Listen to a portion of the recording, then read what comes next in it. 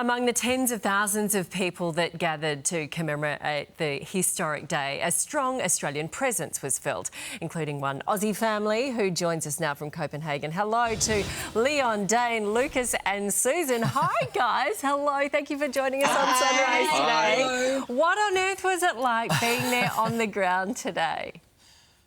It was, it was really great. It was a good day, and it was a long day for us, but it was a good day to see Frederick and how the family interacted on the balcony. It was, it was just really good. A question to the kids: what was the best bit? Well, I personally think that it was when the whole family came out on the balcony, especially when the Crown Prince Christian noticed the Australian flag that I was holding up. Did he Recognition really? from the Crown Prince. What did he do? Oh, I guess he just stared at me. Yeah, and he sort of pointed a little bit towards... Like, it was hard because obviously they were on the balcony, but you could see he sort of leaned back when he was looking over in our direction, and he was, talking to the others on the balcony. Wow, Susan, this was your brush with royalty, wasn't it? Yes, it's not the first time for Leon and I. We actually met at that point in time the Crown Princess and the Crown Prince of Denmark in Ringsted here. They were at a church ceremony, and Leon was wearing his yellow Australian rugby top, and she noticed it, so came over and had a chat, and it was quite lovely. So That's fascinating. What are they like? Sort of off camera, just sort of a chance meeting like that. What are they like? they're very personable, they're very down to earth, and I think that's why they're so loved by everyone here in Denmark and even other European countries. They're, just very personable, very relaxed, laid back, and I think they're willing to listen to what people have to say, which makes them more relatable to the common man and woman. Yeah, Susan, just before we let you go, Mary seems so beautiful and so regal and has so many great causes that she's following. What sort of queen do you think she's going to make? Because this is pretty amazing that this Aussie girl from Tassie is now a queen. Yeah, look, I think she'll bring a lot to the different causes that she's involved with, and yes, she's always perfect and beautiful, and I think as a pair, I think they complement each other very nicely, and I think they'll do great things.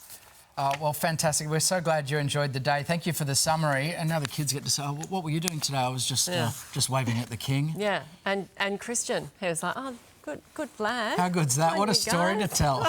Thank you so much, guys. We'll bring in now another Aussie. Andrew is from the Central Tablelands in New South Wales. He was there in Copenhagen for all the festivities. It looks freezing, Andrew. Sorry. How cold is it there? It's like 1 degree, it's sleeting, it's so cold, guys, you can't believe it. Oh, that's amazing. We can, looking at you, actually. Talk us through how it was.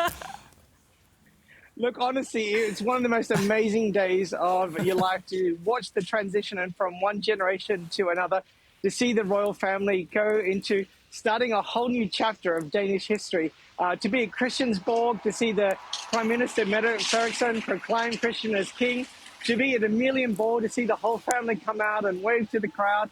It was phenomenal. And, you know, tears in my eyes, just watching this transition, just seeing this family stepping into a whole new season for their lives. Oh, wow. So it was that emotional, was it, Andrew? Honestly, and when my daughter looked at me and I saw King Frederick wiping tears from my eyes, my daughter said to me, "Dad, are you crying too?" And I'm like, "No, it's dust." Andrew, you big softy, you. Oh. It's actually fantastic. Seriously. The Aussies there are really getting swept up in it. And it's not just the Australians, of course, who love Mary, Queen Mary.